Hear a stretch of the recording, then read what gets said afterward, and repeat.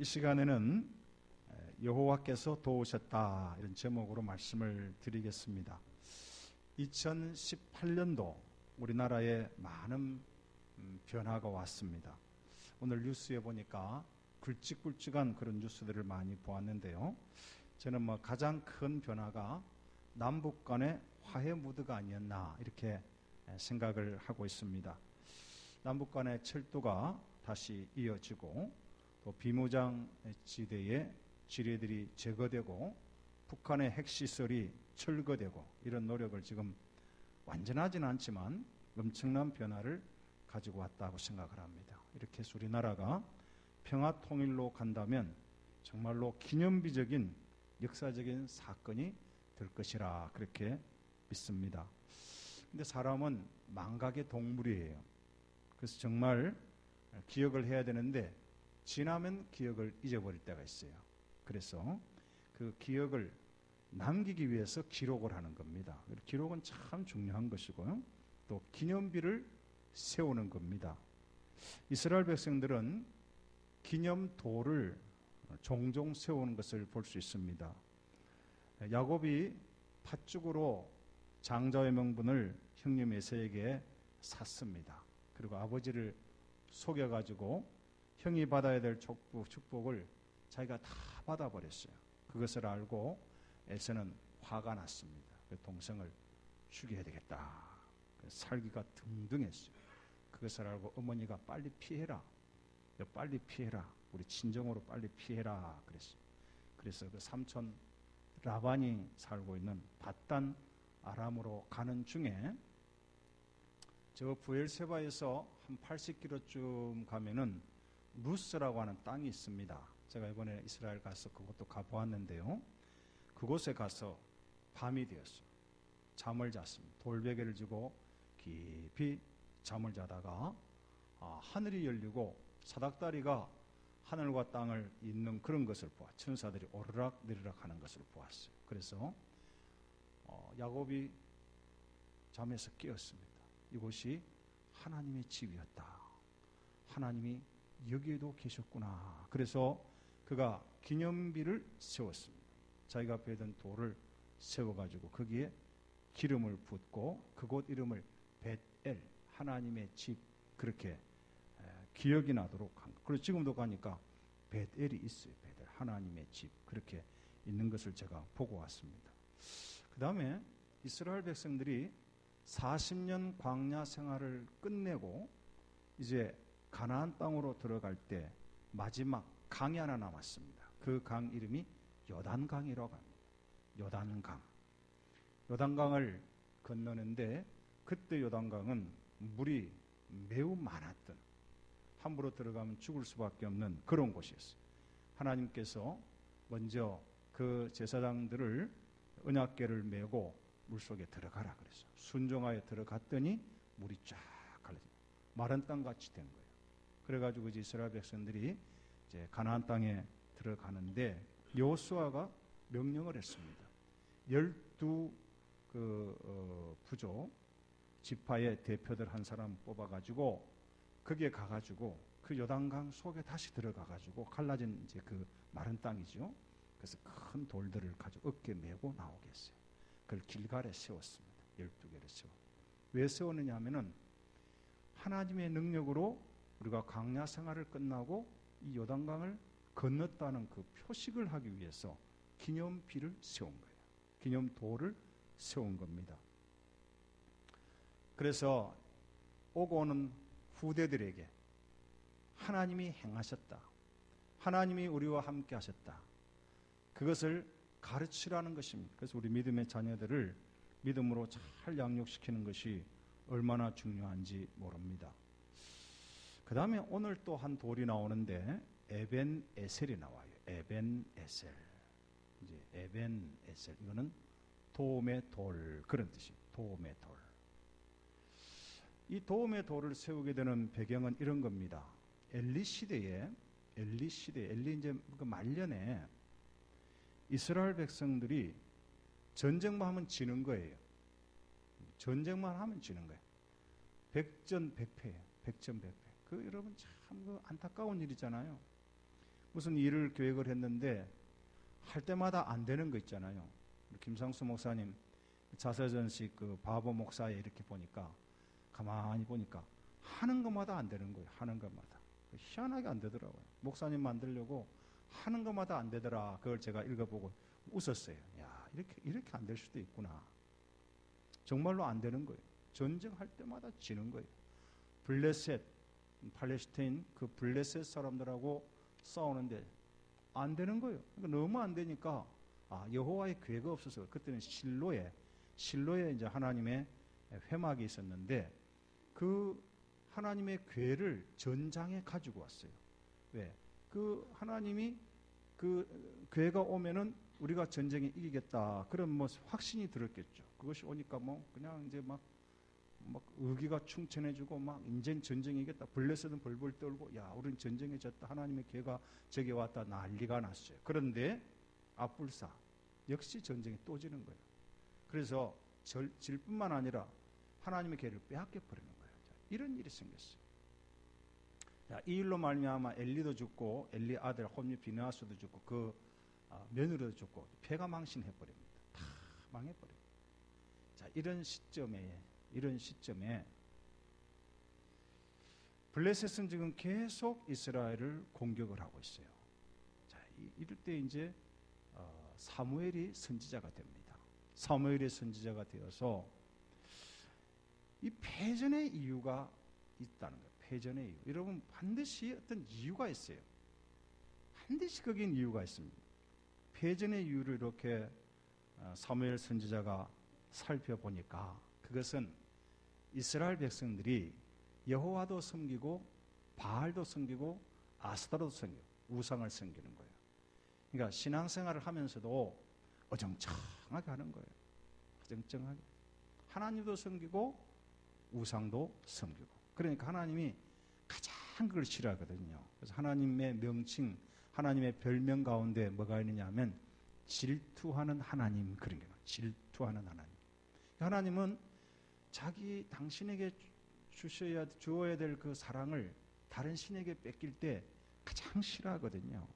그냥 계속 망하게 하는 거예요. 계속 패망하게 하고 패배하게 만드는 거 있죠. 그래서 이 사무엘은 그것을 알고 이스라엘 백성들에게 이방신을 다 제거하라. 이방신을 다 제거하고 하나님만 섬기기로 결단하라 그랬습니다. 그래서 미스바에 다 모였습니다. 그래서 이스라엘 백성들이 미스바에 모여가지고, 미스바는 한 지역입니다. 지역. 그곳에 모여가지고 이제 자기들이 차고 있었던 섬겼던 모든 우상들을 다 제거하고 하루 종일 금식을 했어요. 여러분, 전쟁하는 군인이 하루 종일 금식을 하면, 만약에 외적이 침입을 하면 그거는 패배하는 쪽에 또 패배하는 거예요. 힘이 없으니까. 밥심이 다 떨어져 버리면 아무것도 할 수 없잖아요. 사무엘상 7장 6절에 보면 우리가 범죄하였나이다, 그렇게 하면서 부르짖으면서 하나님 앞에 간곡하게 회개를 했습니다. 그때에 사무엘 선지자가 제사장으로서 점 먹는 어린 양 하나를 취해서 온전한 번제를 여호와 앞에 드렸습니다. 하나님이 기뻐한 제사를 드렸다는 거지요. 그러면서 역시 사무엘도 하나님이여, 우리를 블레셋 손으로부터 구원해 주옵소서. 우리를 불쌍히 여겨 주옵소서. 그동안 우리가 범죄하였습니다. 우상 숭배하였습니다. 용서해 주시옵소서. 간절히 소리치고 부르짖을 때 사무엘상 7장 9절에 보면 그때에 여호와께서 그의 부르짖음에 응답하셨다 그랬습니다. 그런데 여러분 보세요. 이분들은 하루 종일 부르짖으면서 하나님 앞에 금식하면서 기도했습니다. 그러니까 군인으로서는 지금 패배할 수밖에 없는 그런 상황이었는데, 그때 블레셋이 또 전쟁을 걸어서 또 침입을 하는 거예요. 미스바에 모였다 하니까 와서 저놈들 이 기회다. 싸울 생각은 안 하고, 칼 갈 생각은 안 하고, 화살을 다시 준비할 생각도 안 하고, 무장 해제를 하고, 울고 금식하고, 저게 무슨 짓이하고 막 덤벼오는 거예요. 그런데 그때 누가 싸우느냐 하면 하나님이 싸웠다는 거죠. 하나님이 싸우는데 하나님이 어떻게 싸웁니까? 10절에 보면 7장 10절에 보면 사무엘이 번제를 드릴 때에 블레셋 사람이 이스라엘과 싸우러 가까이 오매 그날에 여호와께서 블레셋 사람에게 무엇을 바랬다 했습니까? 큰 우레를 바란 거예요. 천재지변이라는 천재지변을 동원을 해서 그들을 어지럽게 했어요. 어지럽게 한다는 것은 군대가 어지러워지면요 끝나는 거예요. 군대는 반드시 행오를 반드시 잘 지켜야 되는 거예요. 그러니까 자기 역할들이 이게 어지러워져 버리면 조직이 해체돼 버리는 거거든요. 그러니까 이 싸움은 진전쟁이죠. 그들이 이스라엘 앞에 패한지라 하나님이 어지럽게 해버린 거예요. 그러니까 하나님은 언제 일하시느냐? 그것은 하나님만을 전적으로 의지하고 따르기로 결단할 때 일하시는 거예요. 나에게 무엇이 남아있으면, 나에게 우상이 남아있으면 하나님은 일하지 않아요. 절대로 하나님은요 만홀히 여김을 당하시는 분이 아니에요. 우리가 가지고 있는 우상이 무엇일까요? 한 해 동안 우리가 품고 있었던 우상이 무엇입니까? 지금 우리는 보이지 않는 우상을 너무나도 많이 소유하고 있을 수 있습니다. 사람은 외모로 봅니다. 그러나 하나님은 마음을 감찰하신 분이에요. 그래서 우리 마음이 전심으로 주님을 따르면 주님이 전심으로 우리를 챙겨주세요. 누가 반심으로 주님을 따르면 주님께서는 별로 관심을 기울이지 않을 수 있다 그 말이죠. 하나님보다 더 사랑하는 것 있으면 그것은 우리 우상이 됩니다. 그 우상을 제거해야 돼요. 내려놓아야 돼요. 전적으로 하나님의 도움을 간구할 때에 하나님이 우리를 도와주시는 거예요. 그리고 사무엘이 온전한 제사를 드렸어요. 온전한 제사. 하나님 앞에 예배를 드릴 때 마음과 뜻과 정성과 힘을 다해서 온전한 예배를 드릴 때에 하나님이 우리에게 복을 주신다는 것을 기억해야 됩니다. 올 한 해 우리에게 에베네셀이 있습니까? 어떤 기념비가 있습니까? 저는 오늘 이 찬송을 부르면서 참 은혜가 됐어요. 오늘 제가 처음 좀 접한 곡이었는데요. 참 은혜가 됐어요. 여러분 한번 가사를 한번 보세요. 가사. 잃어버린 것들에 애달파하지 아니하며 살아있는 것들에 연연하지 않으며 살아가는 일에 탐욕하지 않으며 나의 나됨 버리고 오직 주님 내 안에 살아있는 오늘이 되게 하옵소서. 가난해도 비굴하지 않으며 부요해도 오만하지 않으며 모두 나를 떠나도 외로워하지 않으며 억울한 일 당해도 원통하지 않으며 소중한 것 상실해도 절망하지 않으며 오늘 살아있음에 감사하게 하소서. 우리의 기념비는 감사의 기념비가 되었으면 좋겠다 그런 생각이 들어요. 그리고 기념비를 특별히 세우기는 좀 어렵잖아요. 어떤 사람은 이제 집에 가훈처럼 이렇게 세우는 분도 있습니다만은 사도 바울이 자신의 몸에 예수님의 흔적을 가지고 있다 그랬어요. 흔적이라는 것은 헬라 말로 스티그마 그렇게 합니다. 스티그마 사인이라는 말인데요. 그 스티그마를 가지고 있을 때 그거는 고난의 흔적이에요. 고난의 흔적. 주님의 복음 때문에 당한 온갖 비방과 매맞음과 옥에 갇혔던 흔적을 그는 가지고 있었어요. 그런데 그가 이렇게 말을 했습니다. 고린도후서 4장 8절에 보면 우리가 사방으로 우겨싸움을 당하여도 쌓이지 아니하며 답답한 일을 당하여도 낙심하지 아니하며 박해를 받아도 버림받지 아니하며 거꾸로 뜨림을 당하여도 망하지 아니하고. 사도 바울의 신앙 고백이 여기 있는 거예요. 바울은 형통하고 이 세상에서 세상적으로 볼 때 편안한 삶을 산 것 같지가 않습니다. 사방으로 우겨싸움을 당했어요. 여러분 사방에 우겨싸움을 당하면 얼마나 답답합니까? 그런데 답답하지 아니했다는, 낙심할 일이 참 많았어요. 그래도 낙심하지 아니했다는 겁니다.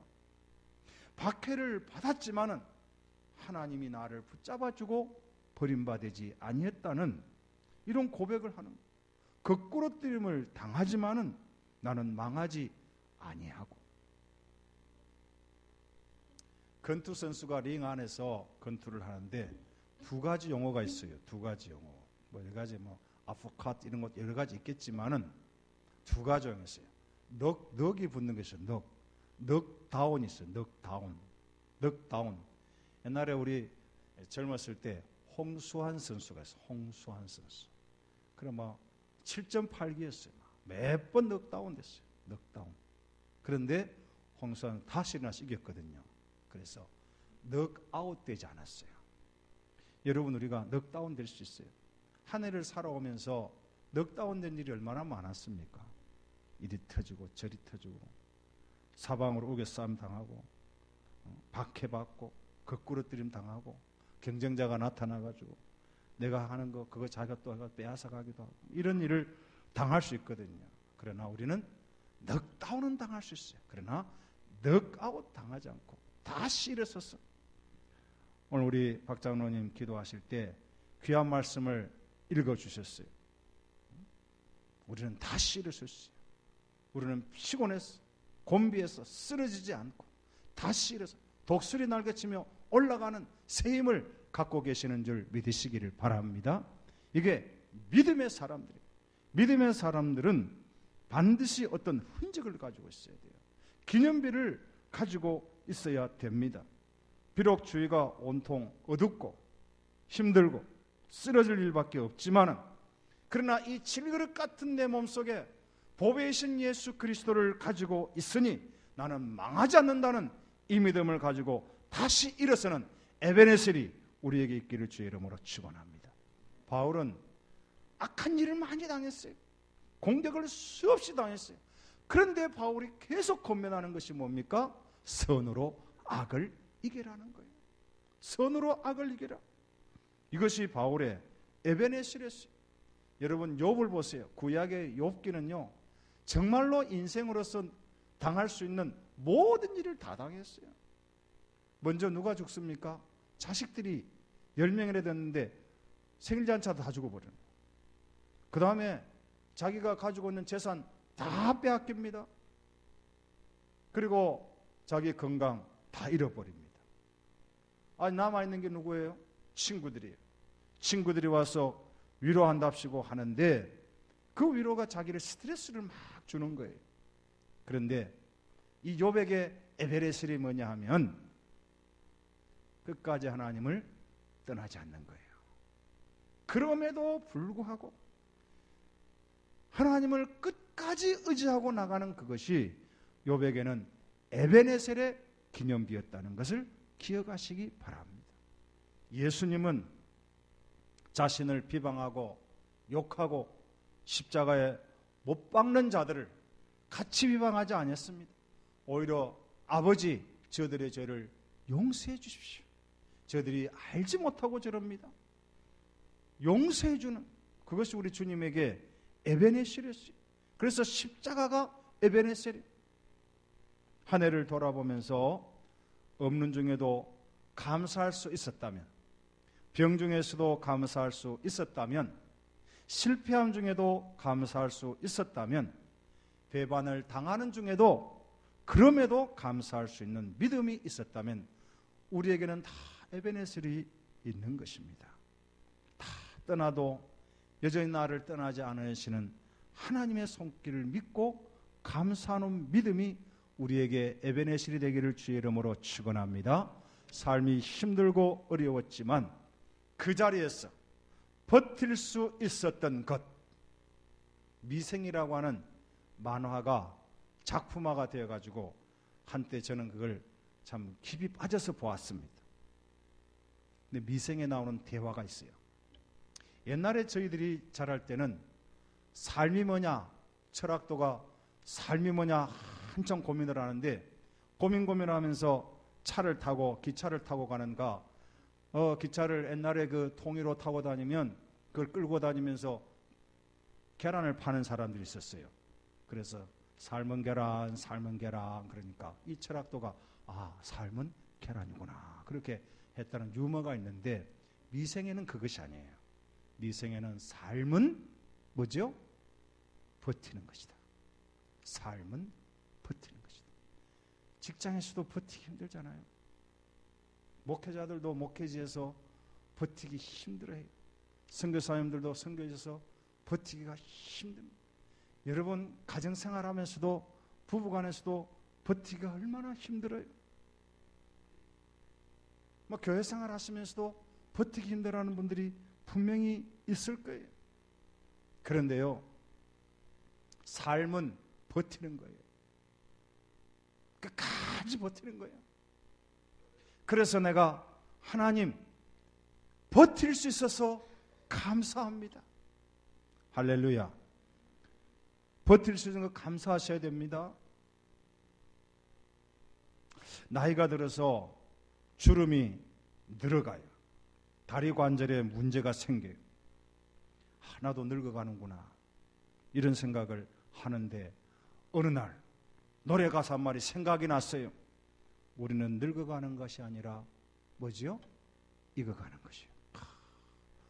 그걸 듣는데 내 마음이 얼마나 찌릿해진지 모르겠어요. 그래, 내 인생은 늙어가는 것이 아니구나. 노쇠져가는 것이 아니라 나는 익어가는 것이구나.